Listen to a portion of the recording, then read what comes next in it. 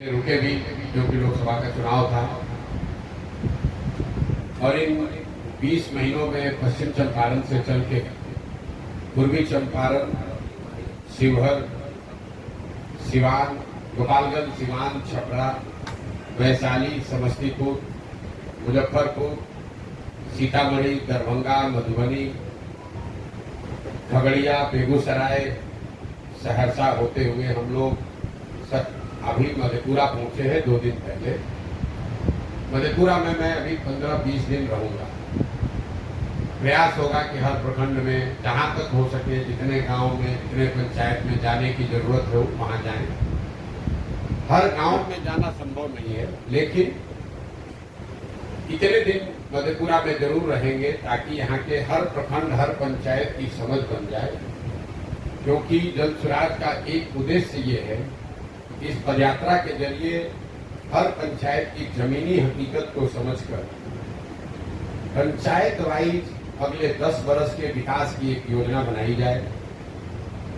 उस योजना में उस पंचायत के अगले 10 साल में विकास के लिए क्या कुछ किया जाएगा ये तो बताया ही जाएगा, लेकिन साथ साथ हम लोग 3 बात निश्चित तौर पर बताएंगे कि आपके यहाँ का हर पंचायत, हर एक पंचायत में बच्चों के पढ़ने की सुविधा कैसे होगी, 800 से 1200 नए रोजगार के अवसर कैसे पैदा किए जाएंगे और वहाँ की कृषि को लाभदायक खेती कैसे बनाया जाएगा। ये 3 बात बिहार के 8,500 पंचायतों में हर पंचायत के लिए बनाई जा रही है। इसीलिए इतना समय लगता है। आप देख रहे हैं कि 20 महीने में कुल 17-18 जिले ही हम लोग चल पाए। करीब 60% बिहार हुआ। हालांकि जिलों की संख्या के हिसाब से आपको आधा दिखेगा, लेकिन कुछ जिले बड़े हैं, कुछ छोटे हैं, तो करीब 60% बिहार हम लोग चल पाए हैं। अभी आगे ये यात्रा 1 साल चले, 1.5 साल चले, अभी चलती रहेगी, उसको रुकना नहीं है। जो एक बार संकल्प लेकर काम शुरू किया है वो काम करते रहेंगे।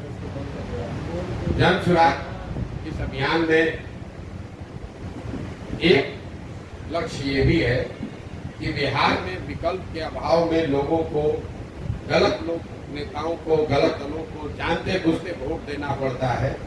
उससे बचाने के लिए एक नया दल और विकल्प बने, जो दल किसी व्यक्ति प्रशांत किशोर का, किसी जाति विशेष का, किसी एक परिवार का न होकर उन सारे लोगों का हो जो बिहार में एक नया दल, एक नया विकल्प बनाना चाहते हैं। तो जब मैं मधेपुरा में हूँ, जब मैं सहरसा में था, जब मैं पीछे के जिलों में था, तो एक लक्ष्य ये है कि वहाँ से वो उन सारे लोगों को इकट्ठा किया जाए जो लोग एक नया दल, एक नया विकल्प बनाना चाहते हैं। वो लोग राजनीतिक दलों से जुड़े हुए लोग हो सकते हैं, वो गैर राजनीतिक लोग हो सकते हैं जो बिहार के इस नए प्रयास में अपना कंधा लगाना चाहते हैं। जो भी आएगा वो सब मिलकर ही दल बनाएंगे। और जो घोषणा की गई है 2 अक्टूबर को, जब हम लोग करीब 70% बिहार कर लेंगे, तब तक सारे लोगों को इकट्ठा करके 2 अक्टूबर को नया दल बनेगा। जब ये दल बनेगा तो एक जो हम लोगों ने घोषणा शुरुआती दिनों में करी थी, जब ये दल बनेगा तो इसके नेता प्रशांत किशोर नहीं होंगे। तो दल का नेता कौन होगा? दल का नेता 2 अक्टूबर को जो लोग साथ में आकर दल को बनाएंगे, वो लोग मिलकर इस दल के नेता का, नेतृत्व का चुनाव करेंगे और उसको सार्वजनिक किया जाएगा, ताकि आपको पता चलेगा कि इस 2-2.5 साल के प्रयास से किन लोगों को बिहार से इस दल, इस विकल्प को बनाने के लिए जोड़ा गया है और कौन लोग हैं जो इस दल को आगे बनाएंगे और चलाएंगे। मेरी भूमिका जो अभी है, 2 अक्टूबर के बाद भी मेरी भूमिका वही रहेगी। मैं अपनी पदयात्रा जैसे अभी कर रहा हूँ, वो आगे गांव-गांव बिहार में घूमने, जानने, समझने का प्रयास वही करता रहूँगा। गांव-गांव में जाकर लोगों को बताना, समझाना कि उनको कैसे वोट देना चाहिए, क्या करने से उनकी गरीबी खत्म होगी, ये बात बताने की प्रक्रिया 2 अक्टूबर के बाद भी जारी रहेगी। अब मैं संक्षेप में अभी मेरे जो 20 महीने के अनुभव रहे वो आपको बताऊं। बिहार में इन सारे जिलों में 60% बिहार घूमने के बाद जो मुझे सबसे बड़ी समस्या लोगों ने बताई, जो आंखों से हमने देखी, कानों से सुना, उसमें पलायन और बेरोजगारी ये बिहार का सबसे बड़ा मुद्दा है। कई लोगों को लगता है कि पलायन जो है वो गरीबों की समस्या है। पलायन की जब हम बात करते हैं आपको लगता है कि पलायन का मतलब है लोगों का यहाँ से मजदूरी करने जाना। पलायन का ये समुचित चित्रण नहीं है। बिहार में पलायन से सिर्फ गरीब प्रभावित नहीं है। बिहार में सिर्फ लोगों का बिहार से पलायन नहीं हो रहा। बिहार में पलायन के 3 पहलू। यहाँ पर जो गरीब है वो तो मजदूरी करने जा रहा है, लेकिन जो मध्यम वर्गीय परिवार है, जो समृद्ध परिवार हैं, उनके बच्चे भी पलायन कर रहे हैं। पलायन से अछूते वो भी नहीं है। फर्क बस इतना है कि गरीब घर के बच्चे जो हैं वो मजदूरी के लिए बाहर जा रहे हैं और जो मध्यम वर्गीय परिवार के बच्चे हैं वो पढ़ाई नौकरी के लिए बाहर जा रहे हैं। श्रम का पलायन इसलिए है क्योंकि यहाँ से बड़े पैमाने पर बुद्धि और पूंजी का पलायन। इस बात को आप समझिए, यहाँ पर जितने लोग मजदूरी करने जा रहे हैं उतने ही लोग पढ़ाई और नौकरी करने भी जा रहे हैं। और इन दोनों के पीछे जो कारण है वो है पूंजी का पलायन। पिछले 30 वर्षों में, एक आंकड़ा दे रहा हूँ याद रखिए, पिछले 30 वर्षों में 1990 से लेकर पिछले वित्तीय वर्ष तक करीब 26 लाख करोड़ रुपया, याद रखिए 26 लाख करोड़ रुपया बिहार के लोगों का पैसा, ये बाहर का पैसा नहीं है, जो बिहार की गरीब जनता का पैसा है, ये बिहार के बैंकों ने यहाँ से दूसरे राज्यों में ट्रांसफर कर दिया। 26 लाख करोड़ रुपया बिहार के लोगों का पैसा बिहार के बैंकों ने अपने माध्यम से उन राज्यों में भेज दिया जहाँ फैक्ट्री लग रही है, जहाँ रोजगार हो रहा है, जहाँ तरक्की हो रही है। और ये रिजर्व बैंक ऑफ इंडिया का आंकड़ा है। तो मेरा और जनसुराज का ऐसा मानना है कि जो श्रम का पलायन अगर रोकना है तो उसके लिए सबसे पहले पूंजी और बुद्धि का पलायन रोकना होगा, क्योंकि जब तक यहाँ पूंजी का निवेश नहीं होगा, जो बौद्धिक तौर पर पढ़े लिखे समझदार लोग नहीं होंगे, तब तक यहाँ उद्योग धंधे नहीं लग सकते हैं, रोजगार के अवसर नहीं पैदा होंगे। और जब वो रोजगार का अवसर होगा नहीं तो गरीब लोगों को मजबूरी में पलायन करते ही रहना पड़ेगा। तो जनसुराज की जो सोच है, जो हम लोग बता रहे हैं कि 1 साल में पलायन को रिवर्स किया जा सकता है, 1 साल में यहाँ से बाहर गए लोगों को वापस किया जा सकता है, उसके पीछे सिर्फ यही अध्ययन है कि यहाँ से अगर पूंजी का पलायन रोक दिया जाए, यहाँ से अगर बुद्धि का पलायन रोक दिया जाए तो बहुत बड़े पैमाने पर श्रम के पलायन को भी रोका जा सकता है। पलायन का एक जो सामाजिक पहलू है वो है इनका परिवार पर, आपकी हमारी जीवन शैली पर असर। आप जब बिहार के गाँव में जाते हैं तो आपको बच्चों से मुलाकात होगी, आपकी मुलाकात महिलाओं से होगी, आपकी मुलाकात बुजुर्गों से होगी। ज़्यादातर गांव में नवयुवक रह ही नहीं रहे हैं या उनसे आपकी मुलाकात नहीं होगी। जो प्रखंड या पंचायत बाढ़ प्रभावित है वहाँ 60 से 70% युवा गांव से बाहर ही रहते हैं। जहाँ बाढ़ नहीं भी आता है वहाँ पर भी 40-50% युवा बाहर रह रहे हैं। पर इस लंबे समय तक चले पलायन का असर ये हुआ है कि परिवार की संकल्पना ही खत्म हो गई है।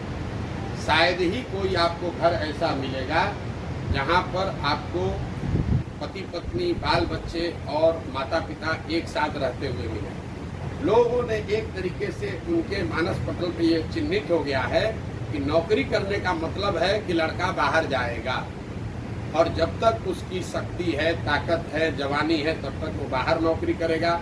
जब वो बूढ़ा होगा तो वापस आएगा, और जो घर में नया लड़का होगा वो वापस बाहर जाएगा। इससे परिवारों की संकल्पना खत्म हो गई है। होली दशहरा लोग साथ में मनाने की जो भावना कभी रही होगी, जो परिपाटी थी, वो धीरे धीरे खत्म हो गया है। छठ और परिवारों में होने वाले शादियों को छोड़ दें तो परिवार शायद ही कभी इकट्ठा होता है। बेरोजगारी और पलायन के बाद जो बेरोजगारी का मामला है उसमें खाली आपको आंकड़ा दे देता हूँ। एक नई बात लोगों को बताने की कोशिश की जा रही है कि सरकारी नौकरी दिया जाएगा, उसके लिए मारामारी की जा रही है कि हमने 2 लाख दे दिया कि 4 लाख दे दिया। किसने कितना दिया कितना नहीं दिया उस पर मैं बाद में आता हूँ। पहली बात कि पिछले महागठबंधन की सरकार ने जो नौकरी का दावा किया है ये सरासर गलत डाटा है, आंकड़ा है, लोगों को बेवकूफ़ बनाया जा रहा है। जिन 2 लाख शिक्षकों की नियुक्ति के बारे में सरकार दावा कर रही है कि हमने बहुत लोगों को नौकरी दे दी, उसमें करीब करीब 30% वो लोग हैं जो पहले से नौकरी कर रहे थे, वो नियोजित शिक्षक के तौर पर काम कर रहे थे, अब उनका सर्विस कंडीशन बदलकर अब वो राज्य कर्मी के तौर पर काम कर रहे हैं। ये नए लोगों को नौकरी नहीं मिली है, इस बात को आप स्पष्ट कर लीजिए। बाकी जो लोग बच गए 1.5 लाख के आसपास, क्योंकि सरकार ने एग्जैक्ट आंकड़ा जारी नहीं किया, जो बाकी लोग बच गए हैं उसमें आधे से ज्यादा लोग करीब करीब 14-15 अन्य राज्यों के लोग हैं जिनको आकर ये नौकरी मिली। तो मेरा अपना अनुमान है कि बिहार में 40-50 हजार से ज्यादा लोगों को नई नौकरी नहीं मिली है। और मैं पिछले कई महीनों से ये बात कर रहा हूँ, ये मांग कर रहा हूँ कि सरकार को ये आंकड़ा जारी करना चाहिए कि आखिर बिहार में कितने नए लोगों को नौकरी दी गई। सर्विस कंडीशन को चेंज करने को हम नई नौकरी नहीं मान सकते। दूसरे राज्य के लोग आकर नौकरी कर रहे हैं, उससे बिहार के लोगों का कोई फायदा नहीं हुआ।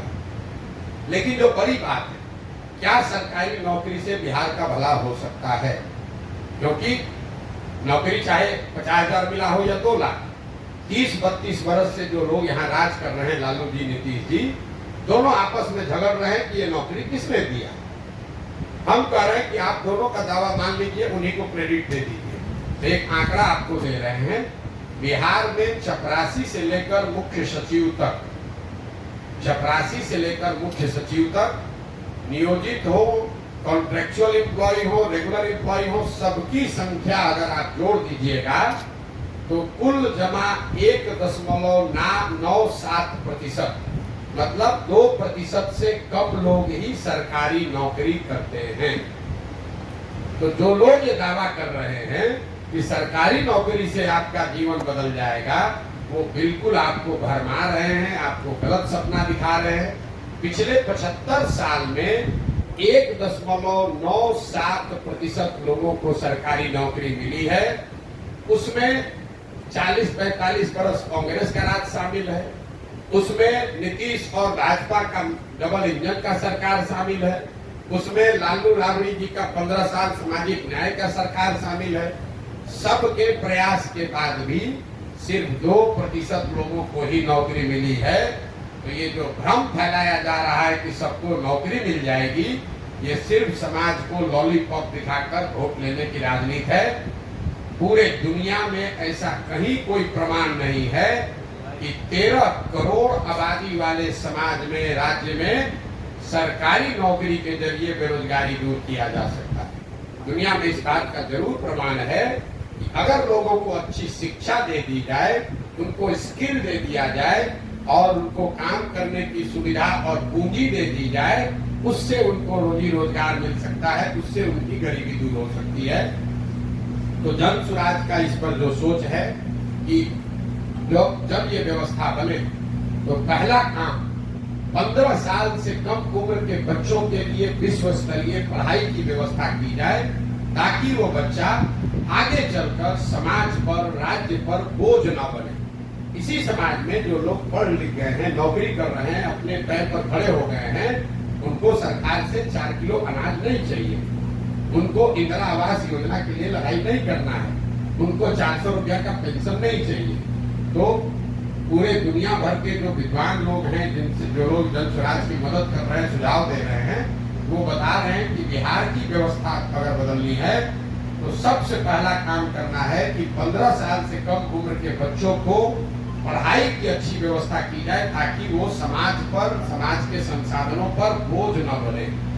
दूसरा, 15 साल से 55 साल की उम्र के का जो वर्ग है, जिसको अब फिर से पढ़ाया नहीं जा सकता है, लेकिन इनको स्वरोजगार के लिए तैयार किया जा सकता है, उनके लिए पूंजी को उपलब्ध कराया जाए। अगर आपकी उम्र 35 है, 40 है, तो आपको सरकारी नौकरी नहीं मिल सकती है, अगर नौकरी आ जाए तब भी नहीं मिल सकती है। इनका दशा कैसे सुधरेगा? जो सबसे बड़ा वर्ग है, 15 से 55 की उम्र के लोगों को पूंजी की उपलब्धता कराई जाए, ताकि घर घर रोजी रोजगार खुल सके। और 55-60 से ज्यादा उम्र के जो लोग हैं, समाज की जिम्मेवारी है कि उनकी जीवन स्तर को बेहतर करने के लिए कम से कम उनको 2000 रुपया पेंशन की व्यवस्था की जाए, ताकि वो लोग जो अब शारीरिक तौर पर मजदूरी करने की स्थिति में भी नहीं है, पढ़ाई तो स्वाभाविक तौर पर वो नहीं कर सकते हैं, रोजी रोजगार नया कुछ कर नहीं सकते हैं, उनका जीवन यापन एक इज्जतदार नागरिक शहरी के तौर पर बीते, इसके लिए उनको 2000 रुपये महीने की व्यवस्था की जाए। और ये तीनों काम बिल्कुल किया जा सकता है।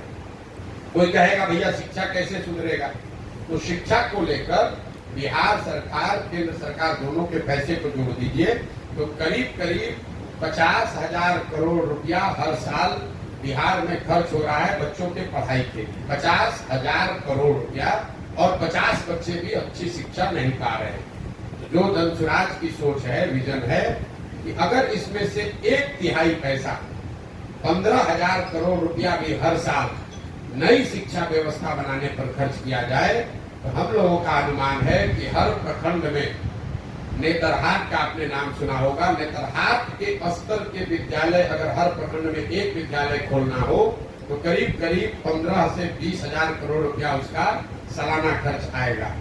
धनसुराज की ये सोच है कि जो अभी शिक्षा पर खर्च हो रहा है उसका 1/3 पैसा हर प्रखंड में एक ऐसा विश्व स्तरीय विद्यालय बनाने पर खर्च किया जाए। और अगर हर साल हम लोग एक विद्यालय अच्छा वैसा बनाएंगे तो अगले 5 साल में हर प्रखंड में 5 ऐसे विद्यालय बन जाएंगे जिसका स्तर नेतरहाट का होगा। मॉडल ये है कि हर गांव में स्कूल बनाने के बजाय, हर बच्चे तक अच्छी शिक्षा पहुंचाने के बजाय हर बच्चे को अच्छे शिक्षण संस्थान में पहुंचाया जाए। ये दुनिया में जितने बड़े देश हैं जहां पर भी शिक्षा में आमूलचूल परिवर्तन लाया गया है, आप फिनलैंड चलिए, स्कैंडिनेवियन कंट्री में डेनमार्क चलिए, स्वीडन चलिए, दूसरे जो देश हैं न्यूजीलैंड चलिए, जहां पर शिक्षा में आमूलचूल परिवर्तन लाया गया है, उन देशों में सरकारों ने हर गांव में विद्यालय नहीं बनाया, उन्होंने अच्छे विद्यालय बनाए और लोगों को मोबिलिटी दे दी, बस की सुविधा दे दी, स्कूल बस की सुविधा दे दी, ताकि लोग अपने बच्चों को अच्छे शिक्षण संस्थाओं में भेज सकें। आप शहरों में भी देखते हैं, मधेपुरा में देख लीजिए, पटना में देख लीजिए, दिल्ली में देख लीजिए, आपके घर के बगल में जरूरी नहीं है कि अच्छा स्कूल है, लेकिन आप अपने बच्चे को स्कूल बस से भेजते हैं, आधे घंटा में बच्चा आपके अच्छे स्कूल में पहुंच जाता है। तो धनसुराज ने जो परिकल्पना की है कि हर प्रखंड में बिहार में अगर 5 अच्छे विद्यालय बना दिए जाएं तो और स्कूल बस की बढ़िया व्यवस्था बना दी जाए तो कोई भी छात्र 15 से 20 मिनट में अपने घर से स्कूल बस के माध्यम से स्कूल तक पहुंच जाएगा। तो ये धनसुराज की सोच है बिहार में शिक्षा के, प्राइमरी शिक्षा के आमूलचूल परिवर्तन के लिए। दूसरा जो मैंने आपको बताया कि 15 साल से 55 साल की उम्र के लोग जो बाहर जाकर मजदूरी कर रहे हैं या यहाँ पर मजदूरी कर रहे हैं, उनके हाथ में बैंकों के माध्यम से सस्ते दर पर पूंजी उपलब्ध कराया जाए ताकि आप अपना कोई न कोई रोजी रोजगार कर सकें। मैं आपको एक उदाहरण देता हूँ। मान लीजिए कि आपको बाल काटने आता है, आपको बाल काटने आता है, आपके पास 20,000 रुपया है, आप सैलून नहीं खोल सकते, लेकिन अगर सरकार की कोई व्यवस्था हो जिससे 80,000 रुपया, 1 लाख रुपया आपको सस्ते दर पर लोन मिल जाए तो आप अपनी 20,000 रुपया की पूंजी जोड़कर एक सैलून खोल लेंगे, खुद उसके मालिक बन जाएंगे, 4 आदमी को रोजगार भी देंगे और आप अपना परिवार भी चलाएंगे, 4 आदमी को रोजगार भी मिलेगा। अगर वो पूंजी नहीं है, आपको बाल काटने तो आता है लेकिन पूंजी के अभाव में आप जाकर पटना में, दिल्ली में मजदूरी कर रहे हैं बाल काटने का। तो ये जो सोच है कि जो लोग उम्र के उस पड़ाव से निकल गए जो इनको शिक्षा दी जा सकती है, उनके हाथ में पूंजी दिया जाए ताकि उनके पास जो कौशल है, जो स्किल है, उसके जरिए वो अपने और अपने परिवार के लिए रोजी रोजगार की व्यवस्था कर सके। तीसरा जो मैंने आपको बताया कि क्या 60 साल से सब उम्र के ज्यादा उम्र के सभी लोगों को 2,000 रुपया दिया जा सकता है। तो मेरा जो हम लोगों ने जो आकलन किया है, बिहार में 60 साल से ज्यादा उम्र के जितने महिला पुरुष हैं, अगर आप उनको 2,000 रुपया महीना देना चाहते हैं तो साल में कुल 12 से 15,000 करोड़ रुपए का खर्च आएगा। और बिहार सरकार का पिछले साल का बजट है 2,46,000 करोड़। तो मुझे ऐसा लगता है, और जो जिन लोगों को हम लोग सलाह ले रहे हैं जिन लोगों से, वो बता रहे हैं कि ये बिल्कुल संभव है।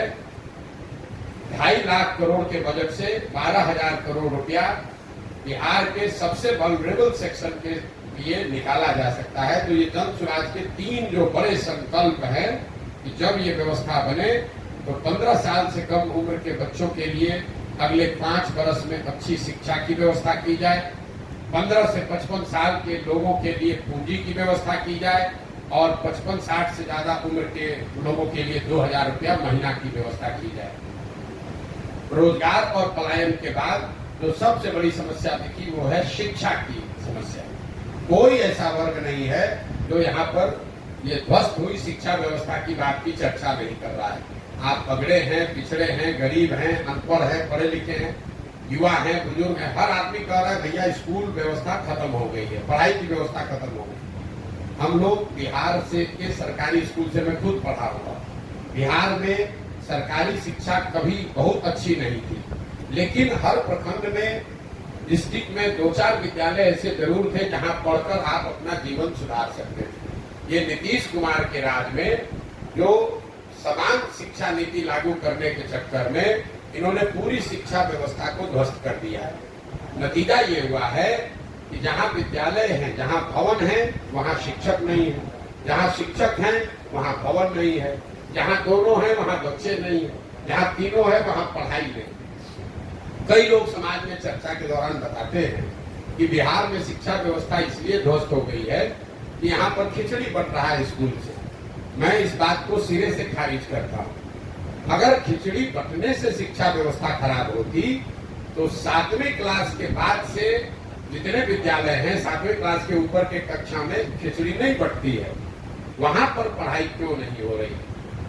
कुछ लोग ये कहते हैं कि यहाँ के शिक्षकों की जो क्वालिटी है, नियोजित शिक्षक जो हैं उनकी वजह से शिक्षा व्यवस्था खराब होगी। इस बात में भी पूरी सच्चाई नहीं है। अगर सिर्फ नियोजित शिक्षकों की वजह से शिक्षा व्यवस्था खराब होती तो आप मुझे ये बताइए कि पटना साइंस कॉलेज में, पटना कॉलेज में, सीएम साइंस कॉलेज में, लंगर सिंह कॉलेज में पढ़ाई क्यों नहीं हो रही है? वहां पर तो नियोजित शिक्षक नहीं पढ़ा रहे, वहां पर तो खिचड़ी नहीं बट रही है।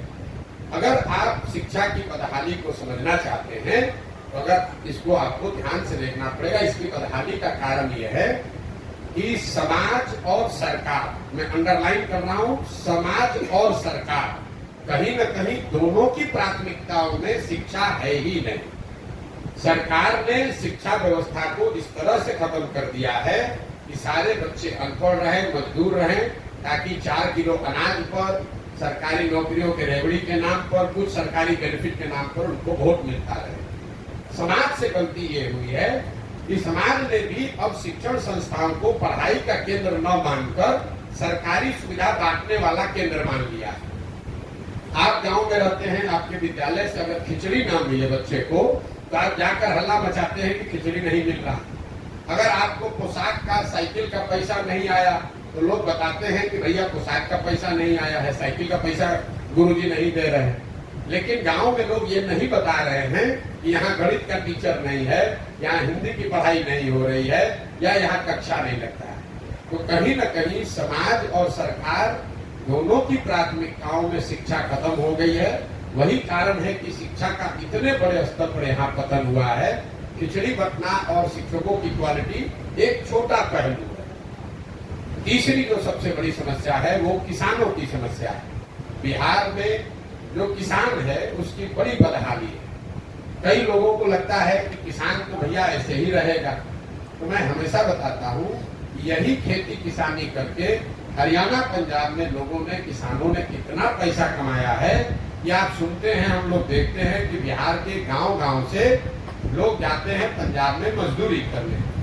तो ऐसा क्या अलग है पंजाब की खेती में और बिहार की खेती में कि यहाँ वहाँ के लोग खेती से पैसा कमा रहे हैं और हम लोग यहाँ खेती करने वाले लोग के खाने के लाले पड़े हैं। उसकी मूल में 3 बातें। पहला है जल का कुप्रबंधन। यहाँ जो जल का संसाधन है, जो पानी का की व्यवस्था है, वो इतना उसकी अव्यवस्था है। यहाँ पर हम लोग जब पानी की बात करते हैं तो लोग समझते हैं बाढ़ की बात। मैं आपको बता रहा हूँ बाढ़ एकमात्र कारण नहीं है जल कुप्रबंधन के लिए। बाढ़ से बिहार में करीब करीब 40 से 50% कृषि योग्य जमीन प्रभावित होती है। बाकी बचे जो 50% जमीन है उसमें करीब करीब आधी जमीन, मतलब पूरे बिहार के एग्रीकल्चर की करीब 1/3 जमीन जल जमाव से प्रभावित है। ये आप बात को समझिए। बाढ़ की चर्चा खूब होती है, जहाँ पानी लग जाता है उसका आप कभी चर्चा नहीं करते। जो और नदियों के कटाव का जो मामला, नदी पर परिणाम ये हुआ है कि उत्तर बिहार में जो नेपाल से लगते हुए जिला है, दोनों चंपारण है, शिवहर है, सीतामढ़ी है, मधुबनी है, सुपौल है, ये जो तराई वाले जिला है, यहाँ पर बाढ़ है और नदियों के रास्ते बदलने से जो कटाव का मामला है, उससे सैकड़ों एकड़ जमीन लोगों की बर्बाद हो गई है। अच्छे खासे किसान ओवरनाइट नदी ने रास्ता बदला, आपके जमीन पर बालू पड़ गया, आप बिल्कुल मजदूर गरीब हो गए। लेकिन जब आप तराई के जिलों से नीचे जाएंगे, आप गोपालगंज जाइए, गोपालगंज के बाद सिवान जाइए, सिवान के बाद छपरा जाइए, समस्तीपुर, वैशाली, मुजफ्फरपुर, दरभंगा, खगड़िया, इन जिलों में आप देखेंगे हर पंचायत में हजारों एकड़ जमीन ऐसी है जहां जल जमाव है, पानी निकलता ही नहीं है, वहां एक ही फसल होती है। इस पर कोई सरकार की चर्चा, न प्रेस में कोई बात होती है। लोकल स्तर पर लोग बात करते हैं कि भैया यहाँ 2000 एकड़ पानी लगा रहता है, लेकिन सरकार का कोई समुचित इस पर प्रयास नहीं है। और तीसरा पहलू है सूखे की। बिहार देश में यह आंकड़ा याद रखिए, बिहार देश के बड़े राज्यों में एकमात्र ऐसा राज्य है जहां पिछले 10 वर्ष में सिंचित भूमि की मात्रा 11% से कम हो गई। याद रखिए, 10 साल में सिंचाई वाली जमीन 11% से कम हो गई। ऐसा क्यों? जो पहले से भी नहर बने हुए थे, जो नलकूप थे, माइनर इरिगेशन के प्रोजेक्ट थे, वो रख रखाव के अभाव में बंद हो गया है। तो जब हम लोग गांव देहात में चलते हैं तो लोग बताते हैं भैया ये नहर है, पानी कभी आता था अब नहीं आता है, यहाँ बोरिंग था, कैनाल था, अब बंद हो गया है।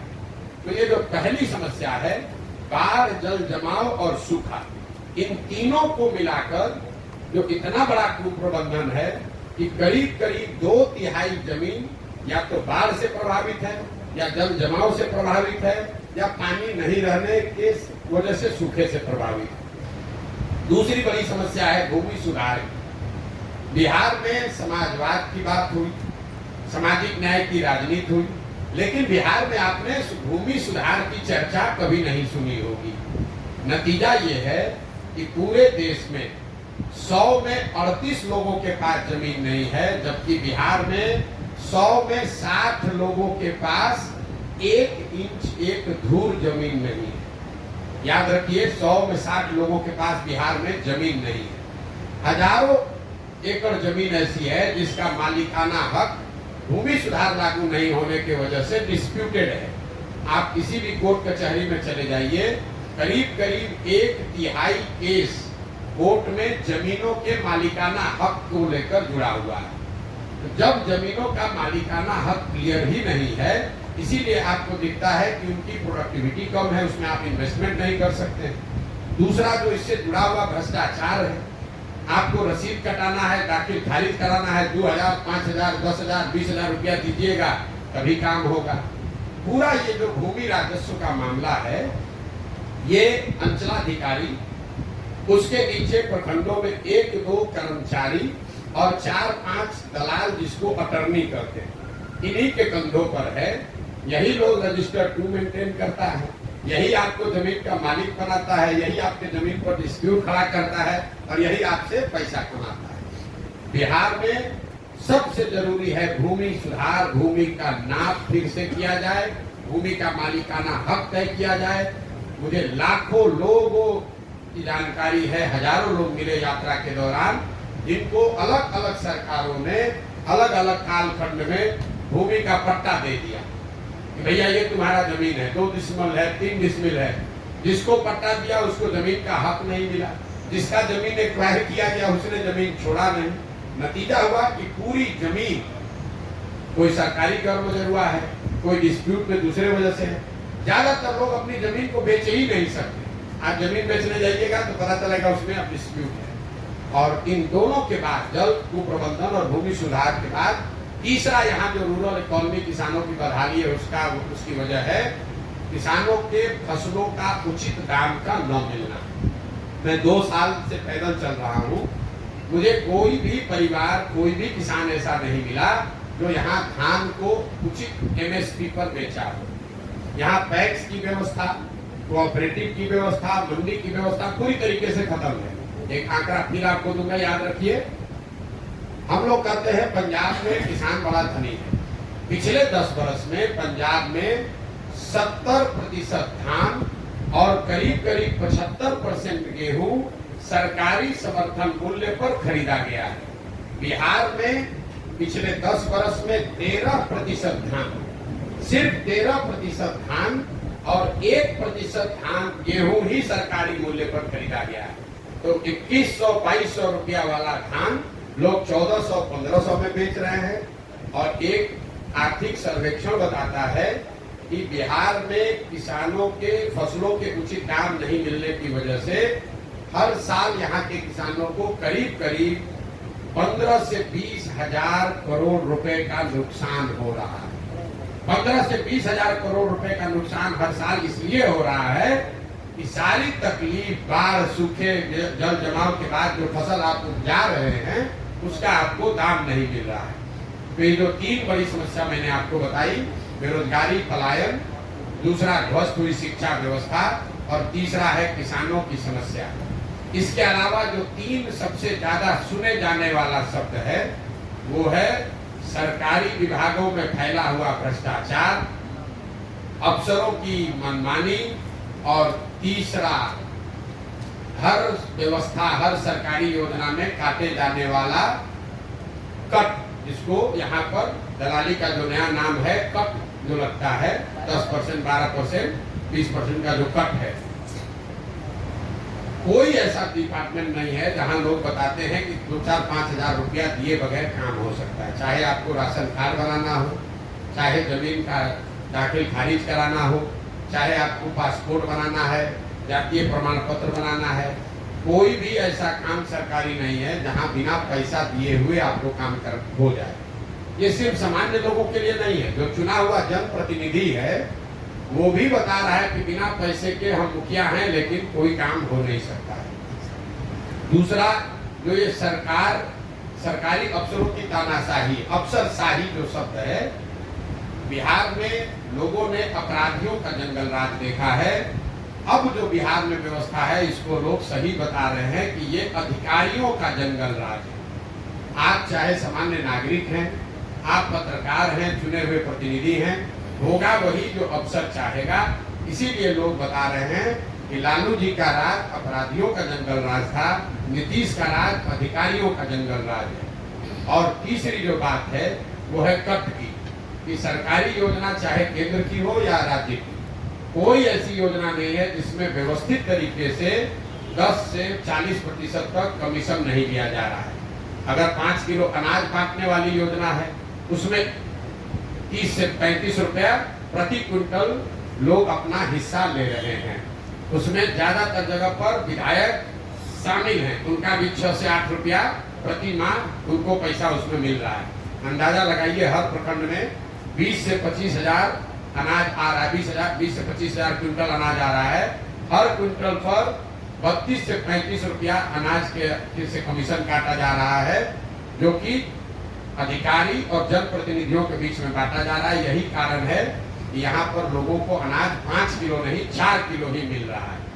मनरेगा को देख लीजिए, मनरेगा में 100 रुपया जो मनरेगा में आना चाहिए था, 60 रुपया वो तो आया ही नहीं। मनरेगा का यूटिलाइजेशन, ग्रामीण विकास चलाने वाले मंत्री और सरकार यहाँ इतना उनका चमड़ी मोटा हो गया है कि पिछले साल 100 रुपया मनरेगा का जो मिलना चाहिए था दिल्ली से, हम लोग सिर्फ 40 रुपया लेकर आए, 60 रुपया लेकर ही नहीं आए।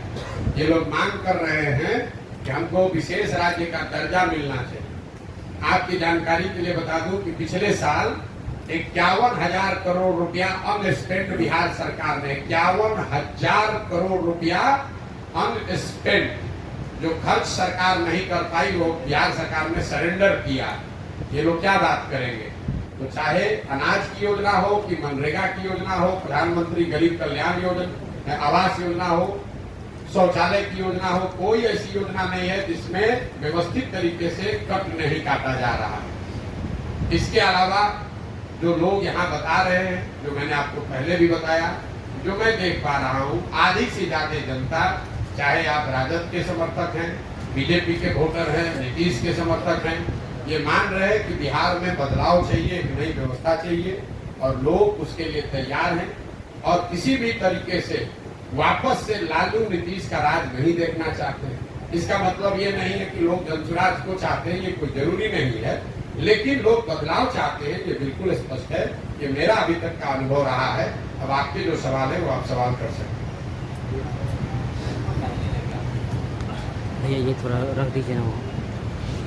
प्रशांत जी, आगे की तस्वीर आपके साथ है।